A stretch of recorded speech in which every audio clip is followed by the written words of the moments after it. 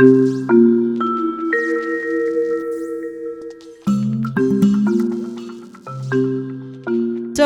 you collectively are also the filmmakers of Searching, the movie that came out in 2018 with John Cho.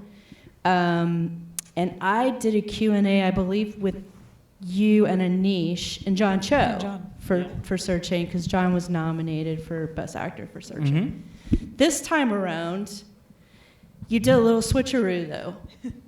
So can you explain how you changed roles? Because you all worked on Searching, but now are you all in different roles now on Missing? Kind of. Okay. We call it musical chairs. Basically, we just waited for the music to stop, and whoever got whatever job, oh, you're the producer this time, you're the director. No, all jokes aside, on Searching, Aneesh, Chaganty, and I co-wrote the screenplay, and then Aneesh directed, and then Natalie and I produced. Nick and Will were the editors. And we had such a good time making that movie. Has anyone here seen Searching? Amazing. And everyone else, you guys are gonna go rent it tonight? Awesome. So basically, we made Searching on a very tiny budget, even smaller than this, and we spent 2 years editing it in like a tiny room, like 5 people sharing essentially a shed. And we had such a good time. And when the studio asked us to make a second movie, Aneesh was never gonna direct it. Oh, by the way, guys, this is Will Merrick, co-director, co-writer. We knew that Aneesh would not want to direct another movie on a computer screen. It seems like every director has maybe one computer screen in them, and that's it.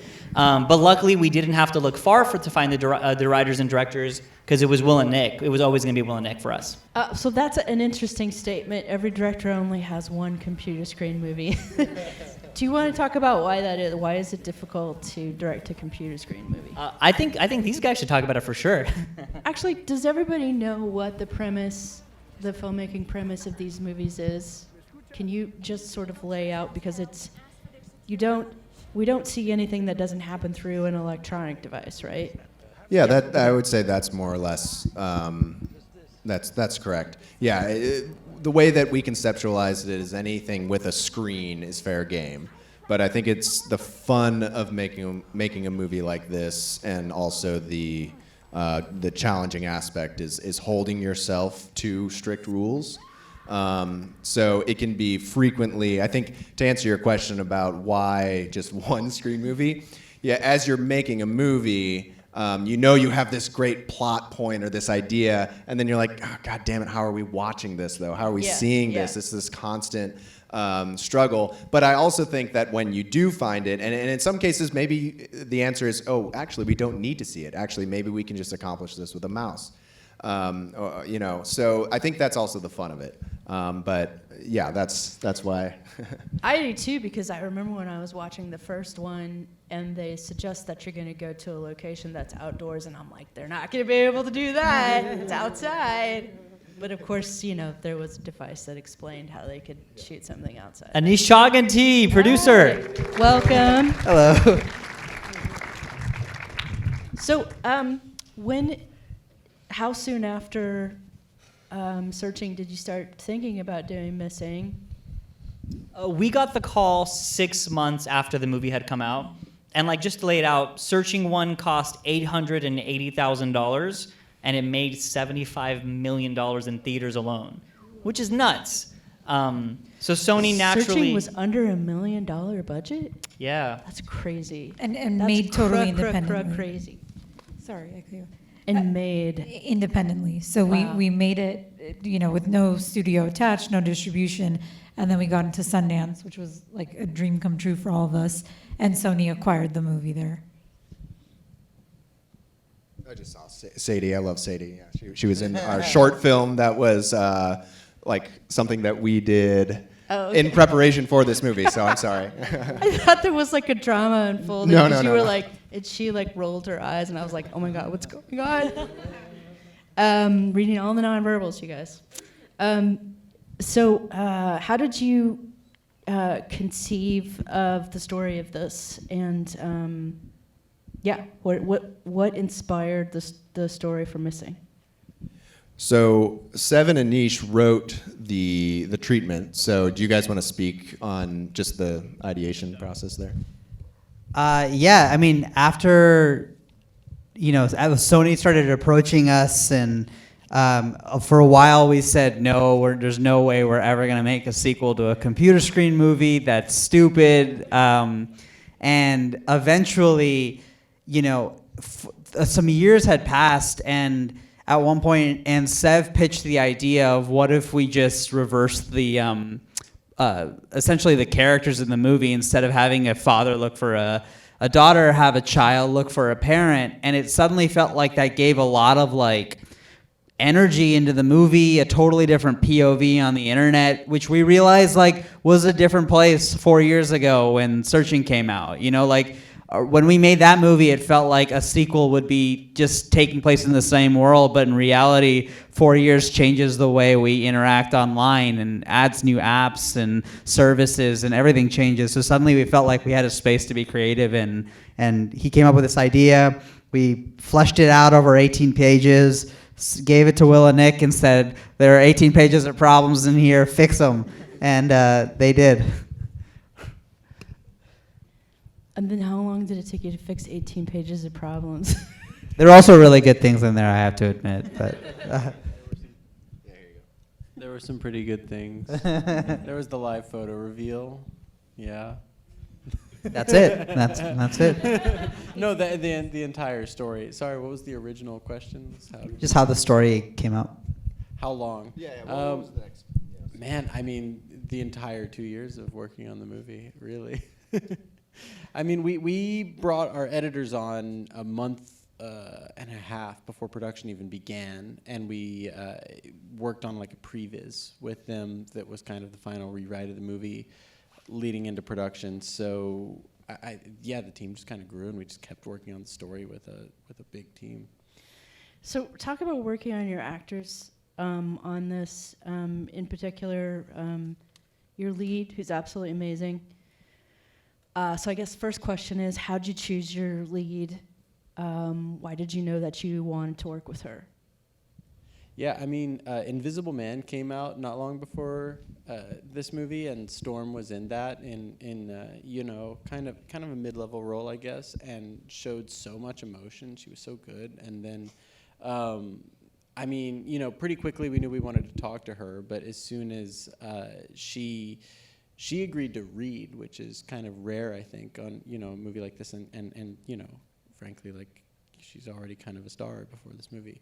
And she was so emotional. It was insane. She just turned it on and immediately was just so emotional. There was just no discussion after that. Right. Yeah. So to film like this, you really kind of need actors who can work really well with just their face, right? And their voice. How do you help an actor through this? Because I remember when John Cho was with us on that interview, it was kind of like, what are you seeing? And he was like, you mean the Post-it note that was taped to his screen? So, because none of the are any of the visuals ready for her yet for her to see what the audience will be seeing later on?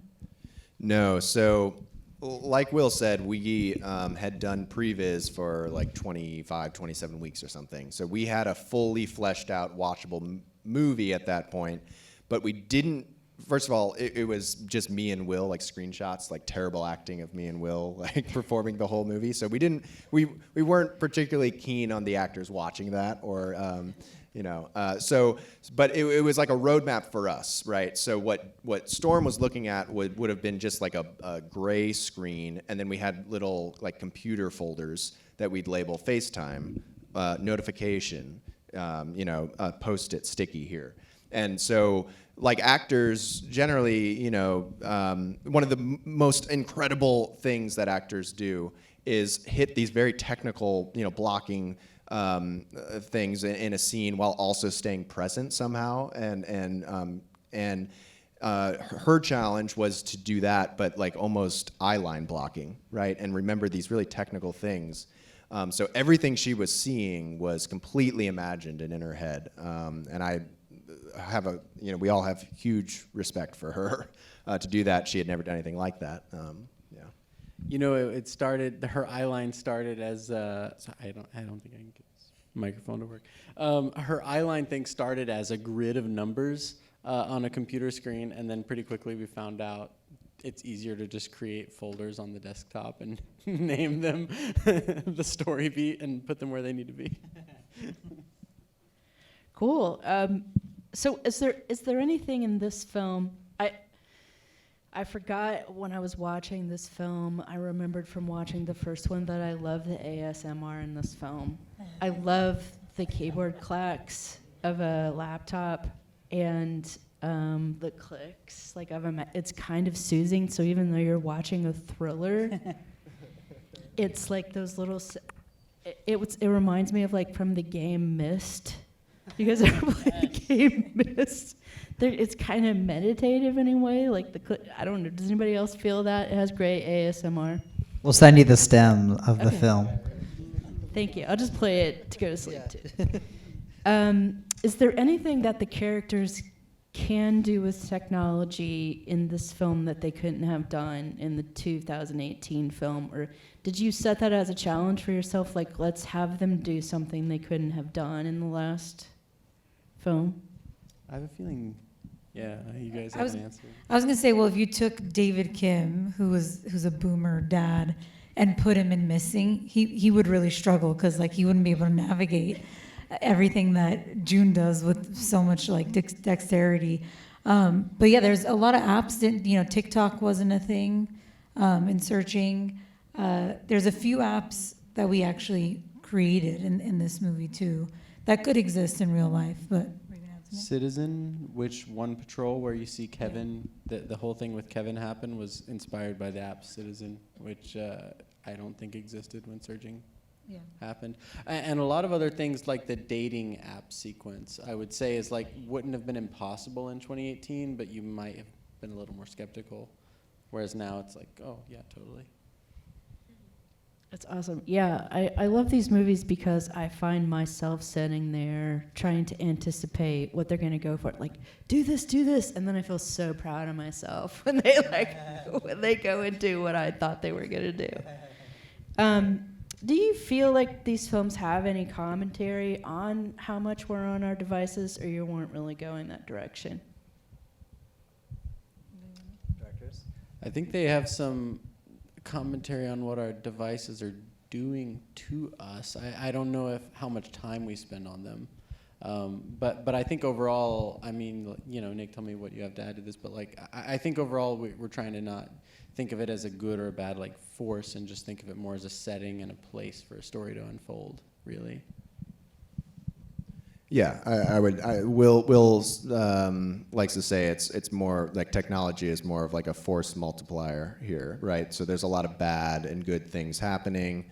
Technology is I guess a conduit in some sense, and obviously there's a lot of commentary on true crime, and we were kind of one of the fun things about making a movie like this is it takes so long to make that we were seeing true crime cases happening in real time.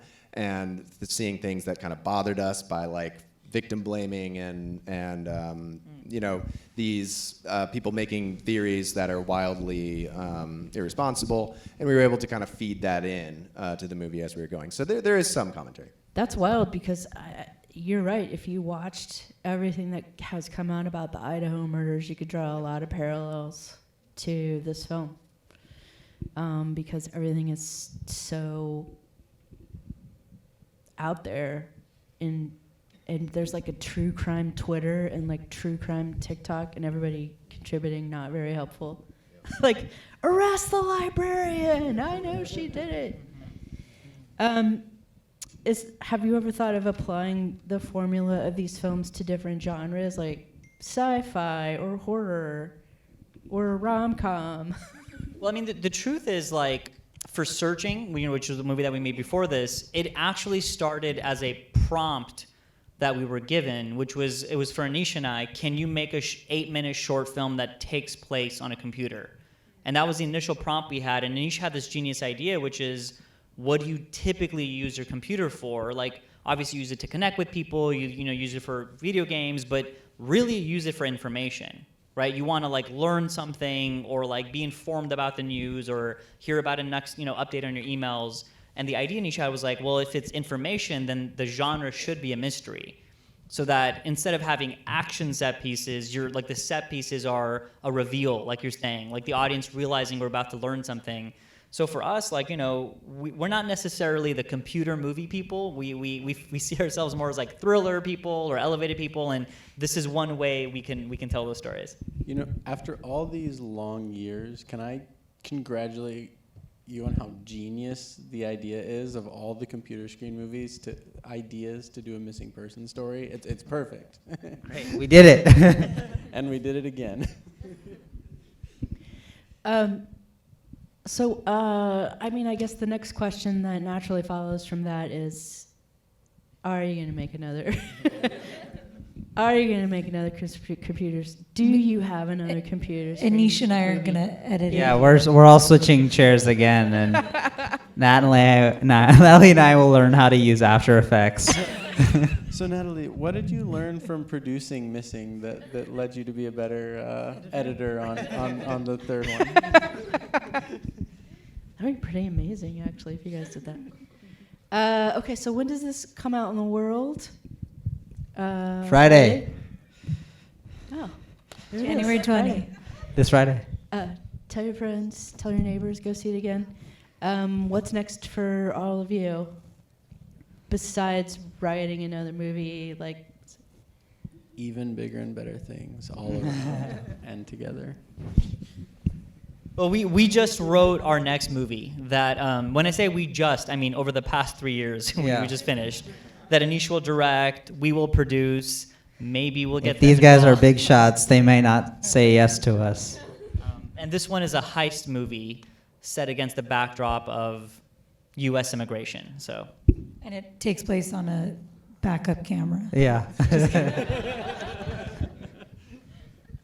All shot on an iPhone. Yeah.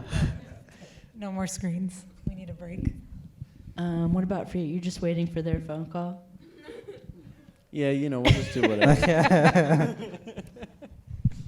Well, thank you so much for coming out tonight. I love these movies so much. I hate to group them into movies, but I do love Searching so much too. And this one I enjoyed so much as well. So thank you for coming out and talking about it. Thank you for having us. Thank you. Thank you.